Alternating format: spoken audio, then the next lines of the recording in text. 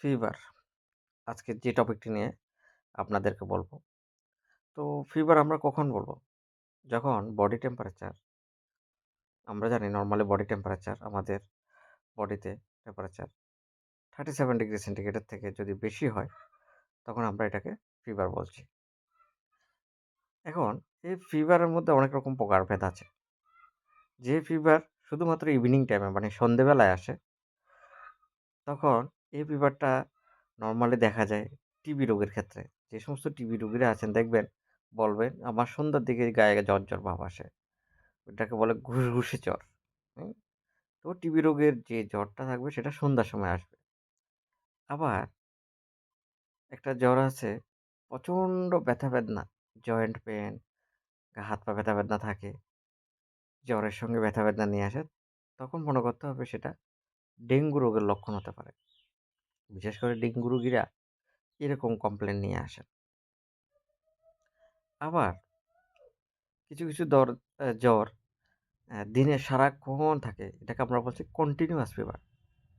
এরকম ধরনের জ্বর আপনি ইউরিনারি ট্র্যাক্ট ইনফেকশন মানে ইউটিআই বা আপনার টাইফয়েড ফিভারে এরকম ধরনের জ্বর আপনি পেয়ে থাকবেন। এবার আসুন কিছু ইনভেস্টিগেশনের কথা বলি। জ্বর হলে কিছু তো ইনভেস্টিগেশন করতে লাগবে। তো নরমালি রুটিন যে ইনভেস্টিগেশনগুলো আমরা করি, এর মধ্যে অন্যতম হচ্ছে ১ নম্বরে complete blood count. Complete blood count বা সিবিসি, কমপ্লিট ব্লাড কাউন্ট আমরা কি দেখি? হোয়াইট ব্লাড সেল কাউন্ট মানে WBC কাউন্ট বা white blood cell count increase করবে যদি আপনার শরীরে ইনফেকশন থাকে। তাছাড়া ESR এটাও ইনক্রিজ করবে যদি ইনফেকশন থাকে। তাছাড়া আমরা অ্যাডভাইস করি ম্যালেরিয়া রোগীর জন্য এমপি কিট বা ম্যালেরিয়া প্যারাসাইট কিট। এটা হচ্ছে ম্যালেরিয়ার জন্য। তাছাড়া আমরা টাইফয়েড রোগীদের ক্ষেত্রে উইডাল টেস্ট বা টাইফি ডট টেস্ট, যেটা আরও মডার্ন টেকনোলজি, এগুলো আমরা অ্যাডভাইস করি। তাছাড়া আপনি ব্লাড কালচারও করাতে পারেন। হুম? আর ডেঙ্গু রোগীর জন্য ডেঙ্গু কিট টেস্ট করাবেন। অবশ্যই ডেঙ্গু রোগীর ক্ষেত্রে ট্রাভেল হিস্ট্রি, যেসব এরিয়াতে ডেঙ্গু রোগের আউটব্রেক হয়েছে, ওই এরিয়া থেকে কোনো পেশেন্ট এসেছে কিনা, এটা ট্রাভেল হিস্ট্রিটা নিতে লাগবে। তারপর টিবি রোগের ক্ষেত্রে স্পুটাম মানে কফ পরীক্ষা করতে হবে এএফবির জন্য মানে অ্যাসিড ফাস্ট ব্যাসিলার জন্য।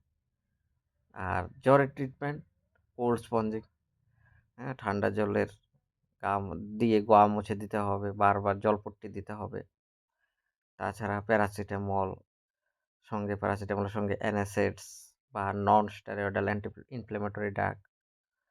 আর যদি কোনো অর্গানিজম মানে কোন অর্গানিজমের কারণে জ্বর হয়েছে, বিশেষ করে ইনফেকশনের ক্ষেত্রে অ্যান্টিবায়োটিক্স লাগে। ভাইরাল না, সরি, ব্যাকটেরিয়ালের ক্ষেত্রে।